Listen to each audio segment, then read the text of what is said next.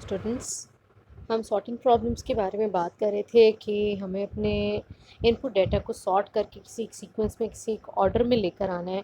तो उसके लिए बेसिकली सॉर्टिंग हमें करनी पड़ती है अपने डाटा की। अब सॉर्टिंग किस तरह से करते हैं, हमारे पास कोई भी इनपुट का सीक्वेंस है, इनपुट नंबर्स एंड नंबर्स हमारे पास किसी भी सीक्वेंस में है, अगर हम उन्हें किसी एक स्पेसिफिक ऑर्डर में लाना चाहते हैं तो फिर हमें क्या करना पड़ता है, हमें उन नंबर्स को परम्यूट करना पड़ता है to get the required sequence, to get the required data in to get the required sorted data in the order in which we want. For example, if there are numbers, then we can sort them in ascending or descending order, increasing or decreasing order. If there is string data, then we can sort the data in according to alphabets, ascending or descending. Similarly, if there is some decimal data, then we can there is some cgpas, there is some any kind of data. अगर हम उसे अपने required sequence में change करना चाहें तो हम उसके लिए जो हमारे पास ऑलरेडी स्टोर्ड डाटा है, चाहे वो लीनियर स्ट्रक्चर की फॉर्म में है, चाहे वो आपके पास नॉन लीनियर डाटा स्ट्रक्चर की फॉर्म में डाटा स्टोर है, हमें उसको एक स्पेसिफिक ऑर्डर में स्टोर करने के लिए, स्पेसिफिक ऑर्डर में गेट करने के लिए हमें क्या करना पड़ता है, हमें उस डाटा की सॉर्टिंग करनी पड़ती है। और सॉर्टिंग के लिए हमारे पास डिफरेंट तरह के सॉर्टिंग के एल्गोरिदम्स हैं जिन्हें हम बारी बारी डिस्कस करेंगे और ये जानने की कोशिश करेंगे कि कौन सा सॉर्टिंग का एल्गोरिदम किस तरह से काम करता है, कौन सा कितना बेटर है, कितना एफिशिएंट है, किस तरह के इन्वायरमेंट में किस सॉर्टिंग के एल्गोरिदम को हम यूज़ करेंगे। सेम लाइक दैट, जिस तरह कंप्यूटर में डाटा को स्टोर करने के लिए हमारे पास मल्टीपल मेथड्स हैं, डाटा को स्टोर करने के लिए मल्टीपल स्ट्रक्चर्स हैं, जैसे कि लीनियर स्ट्रक्चर्स में हमारे पास एरे है, लिस्ट है, स्टैक है, क्यू है। नॉन लीनियर में हमारे पास ट्रीज़ हैं, हीप्स हैं, ग्राफ्स हैं। वहाँ पर हमारे पास डाटा को सर्च करने के लिए सॉरी डाटा को इस तरह हमारे पास उन डाटा स्ट्रक्चर्स में स्टोर डाटा को सर्च करने सॉर्ट करने के लिए हमारे पास डिफरेंट तरह के सॉर्टिंग के एल्गोरिथम्स हैं, जैसे कि insertion sort, bubble sort, selection sort, merge sort, quick sort, shell sort, radix sort. यहाँ तक ये जो हमारे पास सॉर्टिंग के एल्गोरिथम्स हैं, 7 एल्गोरिथम्स, ये हमारे पास यूज़ होते हैं ऑन लीनियर डाटा स्ट्रक्चर। जबकि नॉन लीनियर डाटा स्ट्रक्चर के लिए tree sort and heap sort को हम देखते हैं, जिनको हम ऑलरेडी डिस्कस कर चुके हैं। इंसर्शन सॉर्ट की भी हम ऑलरेडी बात कर चुके हैं। इंसर्शन सॉर्ट बेसिकली इंसर्शन के रूप में काम करता है, यानी डाटा को, हर नए आने वाले डाटा को ऑलरेडी मौजूद डाटा में जो जिसको हम अज्यूम करते हैं कि वो ऑलरेडी सॉर्टेड है, उस ऑलरेडी सॉर्टेड डाटा के अंदर इंसर्ट किया जाता है according to its appropriate place. For example, हम असेंडिंग ऑर्डर में नंबर्स को अरेंज कर रहे हैं, तो अगर कोई भी नया नंबर आएगा उसको असेंडिंग ऑर्डर के लिहाज से ऑलरेडी स्टोर डाटा के अंदर जो भी उसकी इंसर्शन की प्लेस बनती है, पहले वो प्लेस क्रिएट की जाती है और फिर वहाँ पे वो न्यू डाटा इंसर्ट किया जाता है। आज हम bubble sort and selection sort की बात करते हैं। बबल सॉर्ट हमारे पास कैसा एल्गोरिदम है, ऐसा एल्गोरिदम है जिसका आइडिया ये है कि रिपीटेडली हम अपने डाटा में से पास करते हैं। डाटा एरे की फॉर्म में अगर स्टोर है फॉर एग्जांपल, तो हम रिपीटेडली एक एरे में से पास करते जाते, रिपीटेडली मीन्स बार बार बार बार बार बार हम एरे में से मूव करते जाते हैं, और हर मूवमेंट पे हम क्या करते हैं, हम कंपैरिजंस करते हैं। कंपैरिजंस किसके दरमियान करते हैं, कोई भी एडजेसेंट एलिमेंट्स के दरमियान हम कंपैरिजंस करते हैं, और अगर वो आउट ऑफ ऑर्डर हैं तो हम उन्हें स्वैप करते हैं।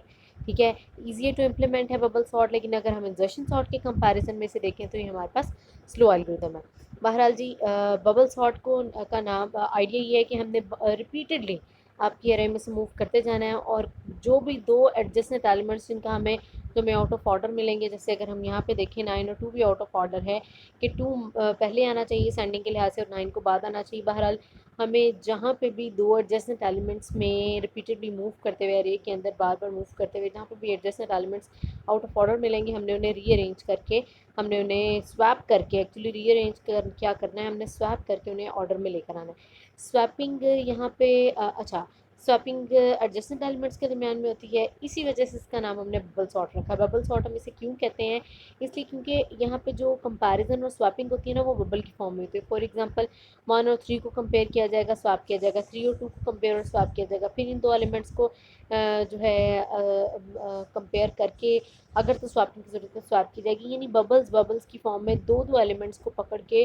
जो है कंपैरिजन एंड स्वैपिंग होगी। दैट इज़ वाई हम इसे बबल सॉर्ट कहते हैं, क्योंकि हम इसमें बबल की फॉर्म में डाटा को पकड़ के, तो यानी पहले इन दो एलिमेंट्स का बबल बना, फिर इस एलिमेंट का उससे अपने अगले एलिमेंट के साथ बबल बना, फिर इस बबल के अंदर ये तीसरा आ गया, चौथा आ गया, फिर चौथे के साथ ये पांचवा आ गया। चूँकि बबल बन बन के हमारे पास कंपैरिजन एंड और जो है ऑर्डरिंग होती है, दैट इज़ वाई हम इसे बबल सॉर्ट कहते हैं। बबल सॉर्ट का आइडिया क्या है, इसको हम एक एग्जांपल से देखते हैं। एग्जांपल से पहले हमें एल्गोरिथम को देख लेते हैं ताकि हमें पता चल जाए कि स्टेप बाय स्टेप क्या किस तरह से काम कर रहे हैं। ये इसकी एग्जांपल कंप्लीट एग्जांपल है।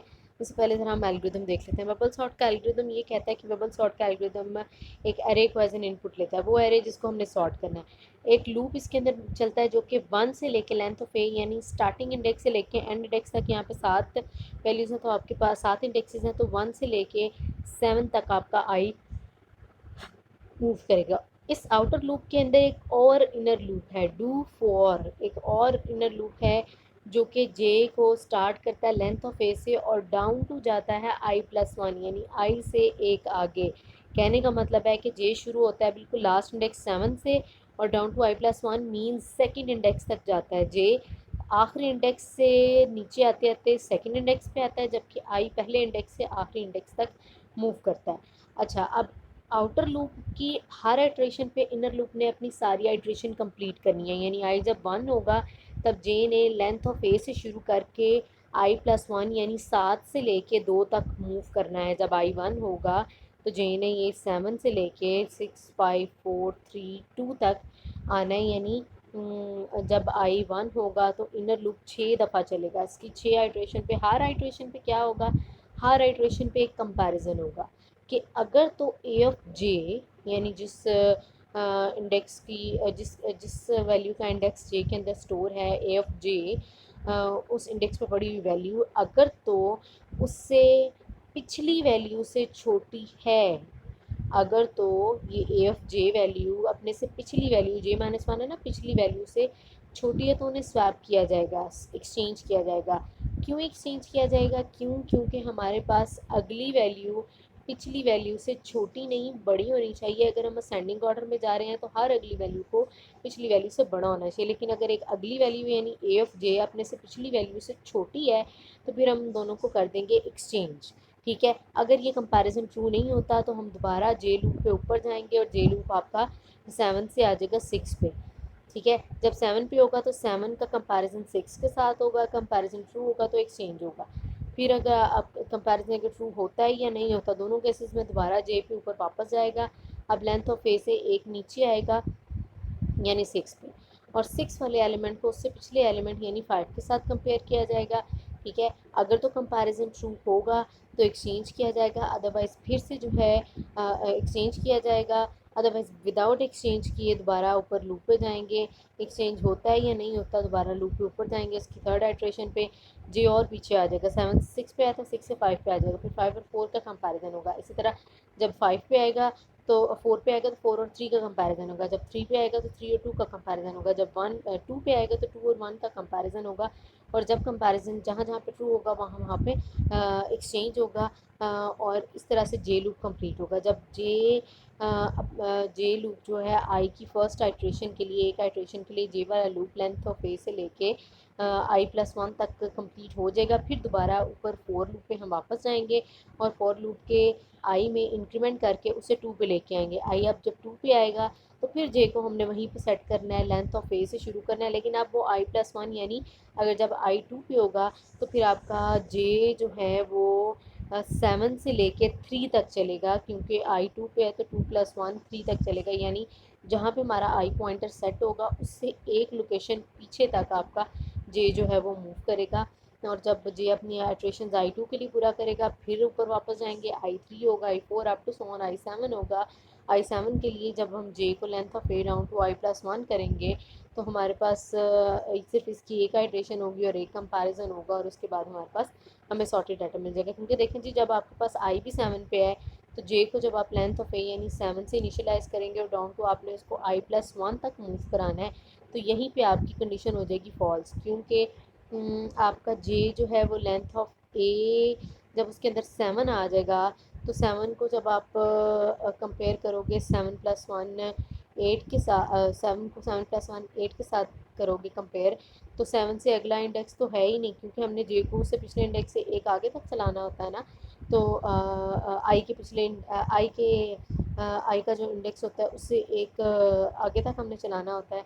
तो आई अगर खुद यहाँ पे जे वाली जगह पे यानी 7 पे आ जाएगा तो आई और जे सेम होने की वजह से ये वाला लूप आपका इनर लूप नहीं चलेगा, यानी जब आई बिल्कुल एंड पे हो जाएगा, एंड पे आ जाएगा, इसका मतलब है कि आपके पास डाटा सॉर्टेड है। किस तरह से, इस एग्जांपल में हम इसे देखते हैं। ये देखें जी आपके पास, हाँ जी, शुरू से शुरू करते हैं। ये हमारे पास 7 वैल्यूज़ का एक एरे है, जिसके अंदर आई को हमने लूप का स्टार्ट किया और आई को हमने 1 कर दिया, और जे को हमने लेंथ ऑफ एरे से i+2 पे सेट कर दिया। ठीक है जी। अब जे पॉइंटर हर आइट्रेशन पे क्या करेगा, जे की जो वैल्यू है उसको उससे पिछली वैल्यू के साथ कंपेयर करेंगे। अगर तो कंपैरिजन ट्रू आएगा, यानी कि जे अपनी पिछली वैल्यू से छोटा है, जो कि नहीं होना चाहिए, जे को अपनी पिछली वैल्यू से बड़ा होना चाहिए। अगर तो छोटा है तो कंपैरिजन ट्रू होगा और एक्सचेंज होगा कुछ इस तरह से। 3 और 1 आपस में एक्सचेंज हो गया। फिर जे डिक्रीमेंट होगा, क्योंकि जे ने नीचे की तरफ जाना है। जे डिक्रीमेंट होके अब 1 पे आ गया, अब 1 वाली 6 पे आ गया, 6 इंडेक्स पे आ गया, 6 पे 1 पड़ा हुआ है। 6 इंडेक्स वाली वैल्यू को पिछले इंडेक्स वाली यानी 5 इंडेक्स वाली वैल्यू यानी 2 के साथ कंपेयर किया जाएगा। कंपैरिजन में फिर जे अपने से पिछली वैल्यू से छोटा है, जो कि नहीं होना चाहिए। बहरहाल कंपैरिजन ट्रू हुआ, means A of J is less than A of J minus one, so A of J and A of J minus one will be exchanged. ठीक है, ये दोनों एक्सचेंज हुए, स्वैप हुए, और जे एक लोकेशन और पीछे आ गया। जे एक लोकेशन और पीछे आया तो जे को फिर उसे पिछली वैल्यू के साथ कंपेयर करें, पिछली वैल्यू से कंपेयर करें, फिर जे जो है अपनी पिछली वैल्यू से छोटा है, फिर से एक्सचेंज होगा, यानी 1 की जगह 9 और 9 की जगह 1 आ जाएगा, स्वैप होगा। ये उससे भी पिछली लोकेशन पे आ गया। 1 को आप 6 के साथ कंपेयर करेंगे तो हमारे पास देखें जी, इन दोनों में से छोटी वैल्यू क्या निकलेगी। Again A of J is less than A of J minus one. Again swapping होगी, स्वैपिंग के बाद जे जब स्वैपिंग हो जाएगी फिर जे ऊपर जाएगा और एक और डिक्रीमेंट होके अब उससे भी पिछली लोकेशन पे आएगा, और फिर उसको जे को उससे पिछली लोकेशन वाली वैल्यू के साथ कंपेयर किया जाएगा। अगेन 1 इज़ लेस देन, यानी A of J is less than A of J minus one, means 1 is less than 4। Again comparison true and swapping, and फिर जे उससे भी पिछली लोकेशन पे आ जाएगा, और ये जे का एंड है, क्योंकि लेंथ ऑफ ए से इसने i+1 तक जाना था। i1 है तो इसलिए 2 तक यहाँ तक जाएगा। बहरहाल जे यहाँ पे आया है, ये उसकी लास्ट आइट्रेशन है। यहाँ पे वो क्या करता है, जे के अंदर ए ऑफ जे को A of J minus one के साथ कंपेयर किया जाता है, यानी ए ऑफ 2 को ए ऑफ 1 के साथ कंपेयर किया जाता है। कंपैरिजन चूँकि हमारे पास ट्रू आता है, स्वैपिंग होती है, 1 8 की जगह और 8 1 की जगह चला जाता है। और फिर उसके बाद जे को जब हम डिक्रीमेंट करते हैं एक और, तो वो जे हमारे पास हो जाता है i+1 से छोटा हो जाता है, आई हो जाता है। वहाँ पे हमारा लूप कर जाता है ब्रेक, और हम वापस आते हैं अपने आउटर लूप पे। आउटर लूप जो आई वाला लूप था, आई वाला लूप क्या करता है जी, आई वाला लूप आई को आगे लेके जाता है और जे के पॉइंटर को दोबारा से सेट करता है। आई की सेकंड आउटर लूप की सेकंड आइट्रेशन के लिए अब इनर लूप दोबारा अपनी सारी आइट्रेशन पूरी करेगा, लेकिन कितनी, आई लेंथ ऑफ ए से लेके i+1 आइट्रेशन पूरी करेगा, यानी 1 2 3 4 5 आइट्रेशन होंगी। जबकि जब i1 था तो 6 आइट्रेशन हुई थी, क्योंकि टोटल 7 एलिमेंट्स थे। जब i1 था तो 6 आइट्रेशन हुई, जब i2 है तो आपके पास 5 आइट्रेशन होंगी। बहरहाल हर स्टेप पे यही होगा कि जे अपने से पिछली वैल्यू के साथ कंपेयर होगा। जे की सारी यहाँ पे पूरी की पूरी 5 आइट्रेशंस होनी है। ठीक है, 5 जो है आपके पास स्टेप्स में इन लूप में चलना है 5 दफ़ा, 1 2 3 4 5, और छठा जो फॉल्स कंडीशन के लिए। बहरहाल जी 5 टाइम्स इसमें चलना है। जे 3 को 2 के साथ कंपेयर किया जाएगा। पहला कंपेरिजन हमारे पास फॉल्स आएगा, because 3 is not less than 2, A of J is not less than A of J minus one, तो यहाँ पर स्वैपिंग नहीं होगी। लेकिन अगला कंपेरिजन जब किया जाएगा तो A of J is less than A of J minus one, तो 9 और 2 को स्वैप किया जाएगा। फिर यहाँ पे 2 आ जाएगा, 2 को 6 के साथ स्वैप करना पड़ेगा। फिर यहाँ पे 2 आ जाएगा, 2 को 4 के साथ भी स्वैप करना पड़ेगा। फिर 2 यहाँ पे आ जाएगा, फिर 2 और 8 को भी आपस में स्वैप करना पड़ेगा, और इससे पीछे आपके पास जे नहीं जा सकता। यहाँ पे जे का लूप ब्रेक होगा और कुछ इस तरह से हमारे पास ऑर्डरिंग आ जाएगी। देखें जी, यही हमने कहा था 3 तो स्वैप नहीं होगा, लेकिन 9 और 2 स्वैप होंगे। 9 यहाँ पे, 2 यहाँ पे आया था, जिसने 6 के साथ स्वैपिंग की, फिर 2 ने यहाँ पे आके 4 के साथ स्वैपिंग की, फिर 2 ने यहाँ पे आके 8 के साथ स्वैपिंग की। तो आपके पास इस तरह से i2 पे जे का इनर लूप 5 दफ़ा चला। उसके बाद फिर से आउटर लूप पे जाएगा, i3 हो जाएगा। i3 होने के बाद फिर से जो है जे लेंथ ऑफ ए से लेके i+1 तक, यानी अब यहाँ पे 4 आइट्रेशंस में जे लूप चलेगा, और हर आइट्रेशन पर वही कंपैरिजन होगा। A of J is less than A of J minus one, then exchange, यानी 9 और 3 एक्सचेंज होगा। 3 यहाँ पे आ जाएगा, 3 और 6 एक्सचेंज होगा, क्योंकि 3 भी छोटा है। A of J is less than A of J minus one, 3 और 6 एक्सचेंज होगा। फिर यहाँ पे 3 और 4 एक्सचेंज होगा, और फिर यहाँ पे 3 और 8 एक्सचेंज होगा। इस तरह से 1 2 3 और आगे बाकी सारी वैल्यूज़ आ जाएंगी। सिमिलरली i4 पे जाएगा, और जे जो है आपका लेंथ ऑफ ए से डाउन टू i+1 आएगा, और स्वैपिंग के बाद कुछ इस तरह से हमारे पास चेंजेस आएंगे। फिर i5 पे जाएगा तो उसके लिए जे जो है लेंथ ऑफ ए से लेके i+1 तक चलेगा, यानी 7 और 6 दो आइट्रेशंस पे चलेगा। उसके बाद कुछ इस तरह से हो जाएगा, i6 हो जाएगा, तो फिर जे सिर्फ एक आइट्रेशन चलेगा, यानी A of J will be compare with A of J -1, और यहीं पे आपका लूप ब्रेक हो जाएगा। कंपैरिजन आपके पास ट्रू यहाँ पे वैसे नहीं होगा और ना ही कोई स्वैपिंग होगी। बहरहाल इस पॉइंट पे अगर आप देखें, जब जहाँ पे आई और जे सेम लोकेशन पे आ गए हैं, यहाँ पे आपके पास जे वाला लूप इनर लूप नहीं चल सकता, ठीक है, क्योंकि उस डाउन टू i+1 तक जाना है और वहाँ पे कंडीशन फॉल्स हो जाती है, इसलिए इनर लूप नहीं चलता। आउटर लूप की आखिरी इटरेशन जो है यहीं पे ख़त्म होती है, और यहाँ पे एट द एंड हमें एक सॉर्टेड डाटा मिल जाता है। सॉर्टेड फॉर्म में हमारे पास डाटा एरे के अंदर सॉर्ट हुआ हुआ डाटा हमें नज़र आ जाता है, ठीक है। ये है बबल सॉर्ट का तरीका, कि बबल सॉर्ट की हर आइट्रेशन पे हमने रिपीटिवली हमने बार बार एरे को जो है ना विज़िट करना रिपीटेडली। देखें, हमने जब फर्स्ट एलिमेंट लिया था अपना i=1 लिया था, और उसकी बेस पे जब हम उसके साथ उससे जो है i1 लेकर जब हमने जे को लेंथ ऑफ ए से डाउन टू i+1 तक चलाया था, तब रिपीटेडली हमने कितनी दफ़ा सर्च किया एरे को? 6 दफ़ा हमने एरे के अंदर मूव किया, नॉट सर्च, एरे के अंदर हमने मूवमेंट की। जब i2 रखा तो हमने 5 टाइम्स, फिर 3 टाइम्स, फिर 4 टाइम्स, फिर 5 टाइम्स, फिर 4 टाइम्स, फिर 3 टाइम्स, 2 टाइम्स, 1 टाइम्स, ठीक है। यानी हम बार बार एरे के अंदर मूव करते जाते हैं, और हर जो है मूवमेंट पे हम बबल बना के एडजेसेंट एलिमेंट्स का कंपेयर करके उनकी स्वैपिंग करते जाते हैं, और इस तरह से आपके पास डाटा बबल सॉर्ट की हेल्प से सॉर्ट होता है, ठीक है। ये इसका एल्गोरिथम है। एल्गोरिथम की टाइम कॉम्प्लेक्सिटी या रनिंग टाइम देख लेते हैं। अगर हम इसका रनिंग टाइम देखें, अगर हम इनको इंस्ट्रक्शंस को नंबर दें, C1 पहली इंस्ट्रक्शन है, C2 दूसरी है, C3 तीसरी है और C4 चौथी है। अगर आप C1 की बात करें तो C1 आपके पास कितनी देर चलेगा?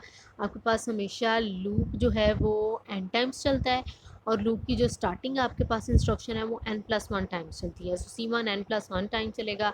C2 जो है वो n-1+1 टाइम चलेगा। क्यों? क्योंकि वो i+1 तक जाता है, इसलिए हम उसे n+1 नहीं कह सकते, बल्कि n+1 में से हमने उसमें, क्योंकि हमने कहा है कि लूप की हमेशा स्टार्टिंग इंस्ट्रक्शन n टाइम्स चलती है, इसलिए हम उसे n+1 टाइम चलती है, इसलिए हम उसको n+1 - i इसलिए करेंगे क्योंकि ये लूप जो है वो i की बेस पे चल रहा है या रुक रहा है। फिर C3 को हम n-i करेंगे, ठीक है। +1 इसके अंदर ऐड नहीं होना, क्योंकि हमने कहा है कि लूप की स्टार्टिंग इंस्ट्रक्शन हमेशा n+1 टाइम चलती है, जैसे ये n+1 टाइम, ये n+1 टाइम, लेकिन लूप के अंदर जो कुछ होता है वो n टाइम चलता है। तो यहाँ पे n था, लेकिन i क्योंकि इसके ऊपर इफेक्ट हो रहा है, इसलिए हमने -i किया।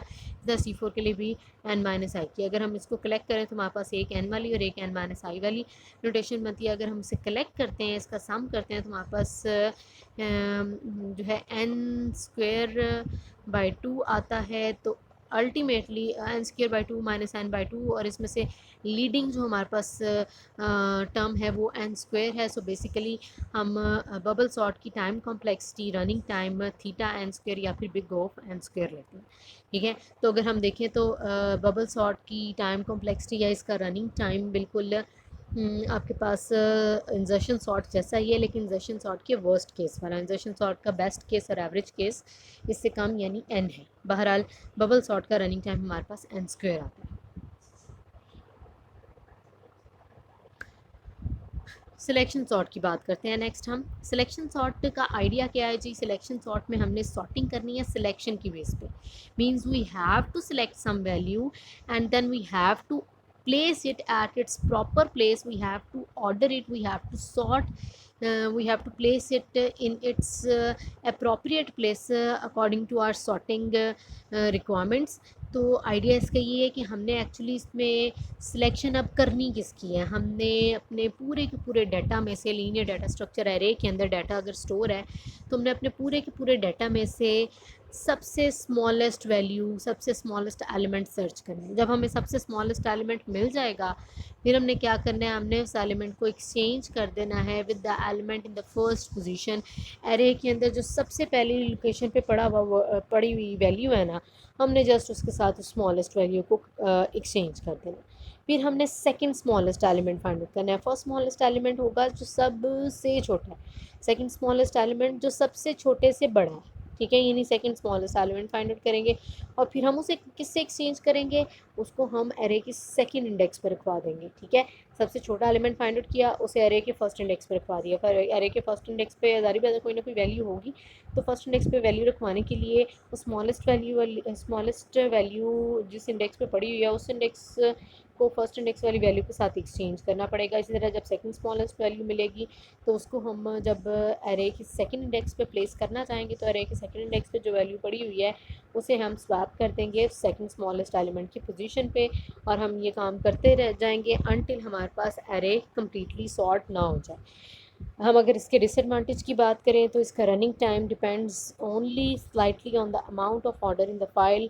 इसका रनिंग टाइम डिपेंड करता है कि आपके पास डाटा कितना सॉर्टेड है। अगर आपके पास कंप्लीटली अनसॉर्टेड डाटा है, अनऑर्डर डाटा है, तो उसमें आपको बहुत ज़्यादा टाइम लगेगा सॉर्टिंग करने में। लेकिन अगर आपके पास पार्शली सॉर्टेड है तो आपके पास जो है एवरेज टाइम लगेगा, और अगर आपके पास ज़्यादा सॉर्टेड यानी वेल सॉर्टेड डाटा है तो आपके पास बहुत कम टाइम लगेगा सिलेक्शन सॉर्ट के थ्रू डाटा को सॉर्ट करने में। बहरहाल देखते हैं जी सिलेक्शन सॉर्ट कैसे काम करता है। ये हमारे पास एग्जाम्पल है। बिफोर दैट हम एग्जाम्पल को देखें, हम इसका एल्गोरिथम देख लेते हैं एक दफ़ा।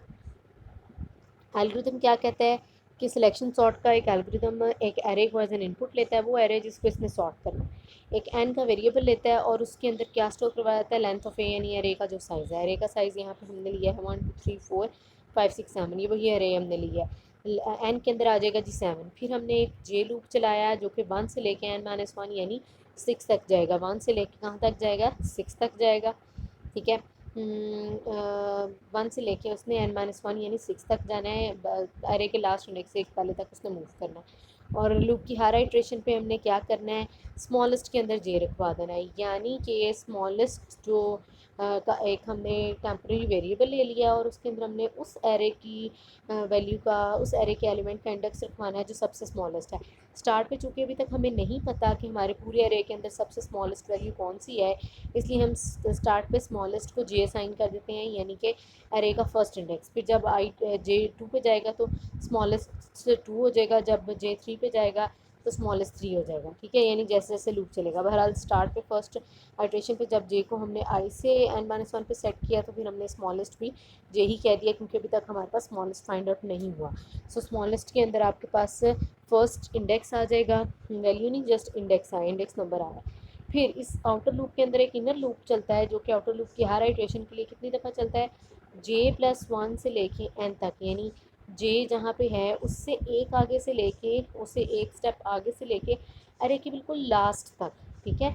यहाँ पे हमने क्या किया, हमने 1 से लेके n-1 तक गए हैं, और इनर लूप में हम जे से एक आगे से लेके आपके एरे के लास्ट तक गए हैं, एरे के लास्ट तक मूव किया, और हमने हर आइट्रेशन पे क्या करना है, कंपैरिजन करना है कि अगर तो ए ऑफ आई, यानी जो हमारे पास आई के अंदर जिस भी एरे की वैल्यू का एलिमेंट का इंडेक्स है उस इंडेक्स पे पड़ी हुई वैल्यू अगर तो स्मॉलर है, लेस है ए ऑफ स्मॉलेस्ट से। ए ऑफ स्मॉलेस्ट हमने खुद से अज्यूम किया था कि फर्स्ट इंडेक्स जो है जब आई J1 है तो जो फर्स्ट इंडेक्स पे पड़ी वैल्यू है उसे हमने अज्यूम किया था कि वो स्मॉलेस्ट है।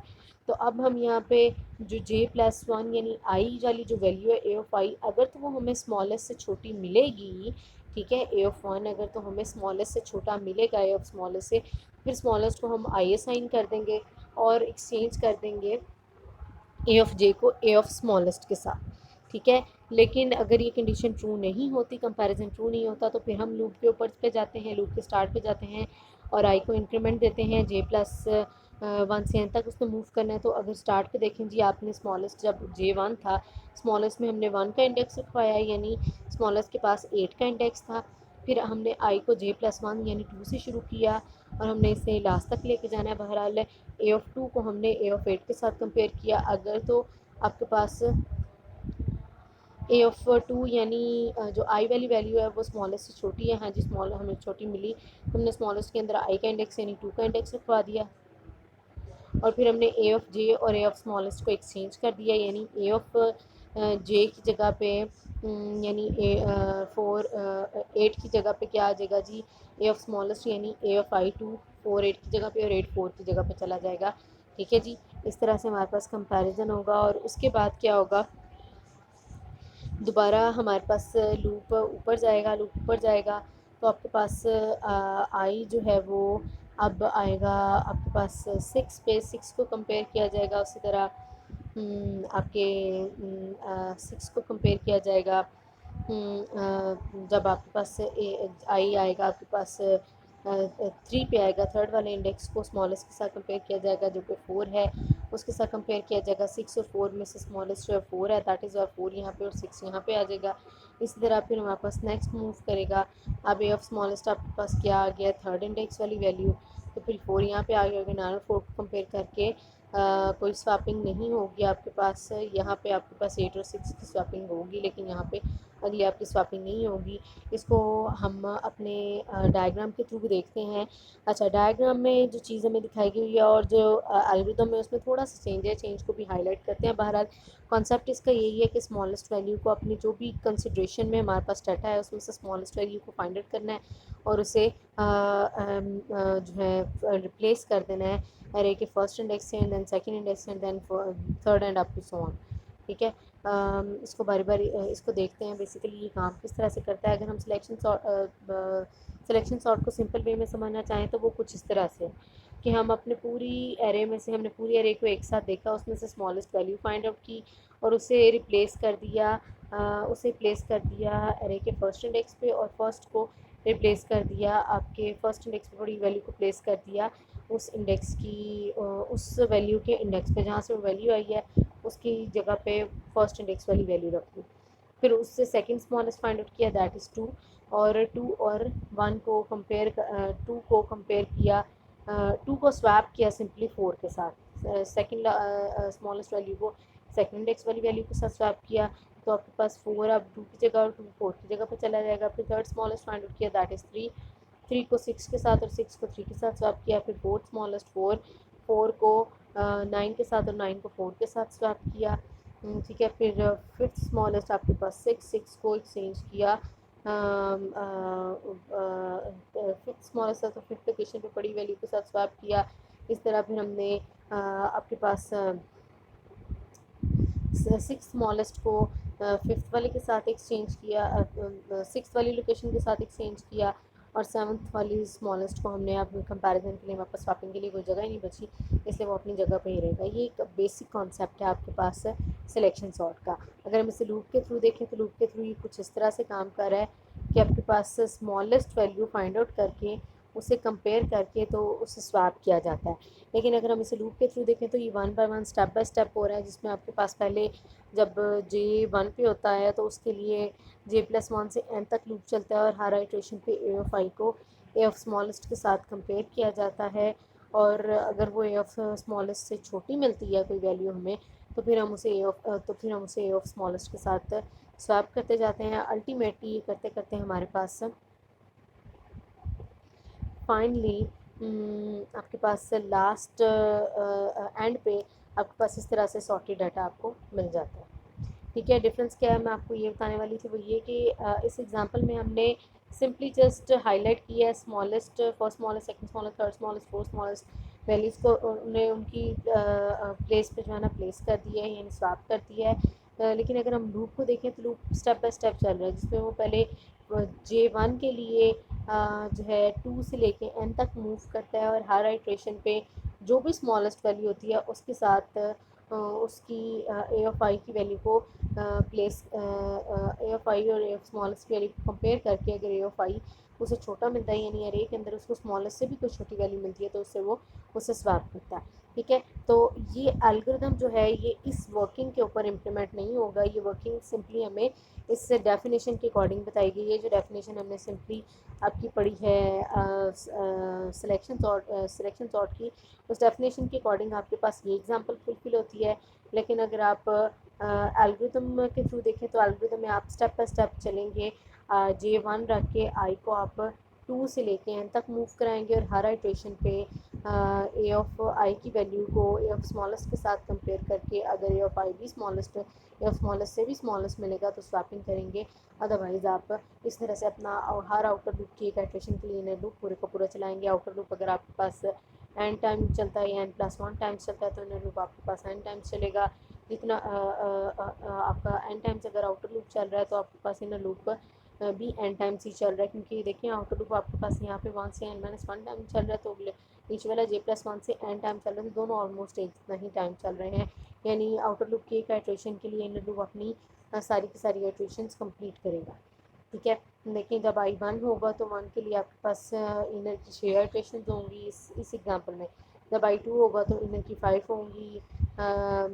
जब आपके पास नहीं सॉरी आई जब आपके पास जे जब 1 होगा तो इनर लूप की आपके पास 2 से लेके एन तक यानी हाँ जी 6 होंगी।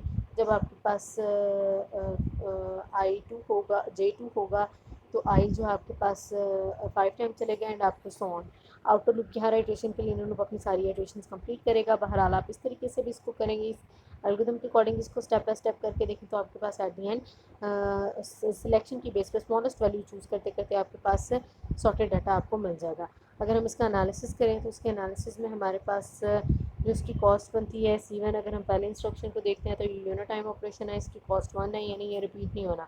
ये वाला जो आपके पास फॉर लूप है, हमने कहा था हमेशा लूप की पहली स्टेटमेंट n+1 टाइम चलती है, लेकिन ये लूप चल ही 1 से n-1 टाइम रहा है, इसलिए इसको हम n ही लिखेंगे, यानी C2 की वैल्यू हमने n लिखी। स्मॉलेस्ट जे आपके इस लूप के अंदर आता है। ठीक है, और लूप के अंदर वाली इंस्ट्रक्शन हमेशा लूप से एक कम चलती हैं। अगर आउटर लूप n टाइम है तो अंदर वाला n-1 होगा। अगर आउटर n+1 होता तो अंदर वाली इंस्ट्रक्शंस n टाइम चलती, लेकिन आउटर चूँकि खुद n है इसलिए अंदर वाली n-1 यानी C3 n-1। अब उसके अंदर एक और लूप है, एक और लूप जो है वो n अगेन लूप की स्टार्टिंग इंस्ट्रक्शन है n+1 टाइम चलेगी, लेकिन इसमें से हम j को माइनस करेंगे। बिल्कुल इसी तरह जैसे वहाँ पे हमने आउटर लूप आई और इनर लूप j लिया था, तो हमने इनर लूप का रनिंग टाइम देखते हुए उसमें से हमने i माइनस किया था, इस तरह हम यहाँ पे j माइनस करेंगे। सो n+1 माइनस j, अब उसकी इनर इंस्ट्रक्शन उससे एक कम चलेंगी तो n माइनस j यानी +1 उसमें ऐड नहीं होगा, ये भी n माइनस j और लास्ट वाला भी आपके पास C7 जो आपके पास है वो n-1 होगा। अच्छा, C7 जो है वो आपके पास लास्ट इंस्ट्रक्शन है ना, ये 1 है, ये 2 है, ये 3 है, ये 4 है, ये 5 है, ये 6 है, ये 7 है। इसको C7 को हमने लूप से बाहर निकाला है अगर, तो फिर हमारे पास अब वर्किंग जो है ना इस जो हमारे पास कोड है ना, ये एल्गोरिदम है, ये एल्गोरिदम एग्जैक्टली इस वर्किंग के ऊपर फिट आ जाता है। क्यों एग्जैक्टली फिट आ जाता है? क्योंकि ये लूप आपके पास सिर्फ और सिर्फ क्या करेगा, इनर लूप को कंपैरिजन करके स्मॉलेस्ट फाइंड आउट करेगा और फिर at the end A of J को ए ऑफ स्मॉलेस्ट के साथ स्वैप करेगा इस लूप से, इस इनर लूप से बाहर आने के बाद। ठीक है, यानी ये वाली जो एक्सचेंज वाली इंस्ट्रक्शन है ये सेकंड फॉर लूप की नहीं, ये आउटर फॉर लूप की है। इनर फॉर लूप की सिर्फ दो इंस्ट्रक्शंस हैं, इफ़ और देन वाली। ठीक है, एक्सचेंज वाली इंस्ट्रक्शन जो है वो आउटर फॉर लूप की है। दोबारा इसको देखें, दोबारा आप देखें तो आपके पास जब आप आई को j+1 से n तक लेके जाते हैं, हर आइट्रेशन पे आप a ऑफ 1 को a ऑफ स्मॉलेस्ट से कंपेयर करते हैं, और अगर आपके पास आई की वैल्यू, आई पे पड़ी हुई वैल्यू स्मॉलेस्ट से छोटी होती है तो आप स्मॉलेस्ट को अपडेट करते हैं। जब आप J1 और I2 से लेके 7 तक लूप मूव कराएंगे तो हर आइट्रेशन पे आप जब कंपैरिजन करेंगे, पहले कंपैरिजन में आपके पास जब a of i smallest is less then a of smallest यानी 8, तो आपके पास i में 2 आ जाएगा। फिर आपके पास i में 3 नहीं आएगा, फिर आपके पास i में 4 भी नहीं आएगा, i में 5 आ जाएगा, क्योंकि 5 पे पड़ी हुई वैल्यू स्मॉलेस्ट जो कि 2 पे था उसकी वैल्यू से छोटी है। फिर आपके पास स्मॉलेस्ट में 6 इंडेक्स आएगा और लास्ट में आपके पास स्मॉलेस्ट में 7 इंडेक्स आ जाएगा। तो फिर आप एक्सचेंज किसको करेंगे, ए ऑफ जे को ए ऑफ स्मॉलेस्ट के साथ, ए ऑफ जे 1 है, 1 को 8 के साथ आप स्वैप करेंगे तो एग्जैक्टली आपकी ये वाली वर्किंग इस एल्गोरिथम के ऊपर फिट आ जाएगी। ठीक है जी, क्लियर करते हैं इसको। दोबारा हम क्या मिस्टेक कर रहे थे, मिस्टेक हम ये कर रहे थे कि हम इस एक्सचेंज की इंस्ट्रक्शन को इस इनर लूप के साथ अटैच कर रहे थे, ऐसा नहीं है। ये एक्सचेंज की इंस्ट्रक्शन आउटर लूप के साथ है। इनर लूप जस्ट क्या करेगा, इनर लूप जहाँ पे जे है उससे आगे जितनी भी वैल्यूज़ हैं उनमें से स्मॉलेस्ट वैल्यू को ढूंढेगा, उसके इंडेक्स को स्मॉलेस्ट के अंदर स्टोर करवाएगा और जे जहाँ पे भी है उसके साथ उसे स्वैप कर देगा। जारी बात है जे पहले 1 पे होगा तो हम smallest value first smallest value find out करके 1 के साथ स्वैप करेंगे, फिर जे 2 पे आएगा तो हम second smallest value find out करके 2 के साथ स्वैप करेंगे, जब जे 3 पे आएगा तो हम ए ऑफ जे के साथ थर्ड स्मॉलेस्ट वैल्यू को स्वैप करेंगे और इस तरह से ये वर्किंग एग्जैक्टली इसी एल्गोरिदम के अकॉर्डिंग है। आप देखें जी, इसका रनिंग टाइम ये आपके पास यूनिट टाइम ऑपरेशन है, ये 1 इसका रनिंग टाइम है।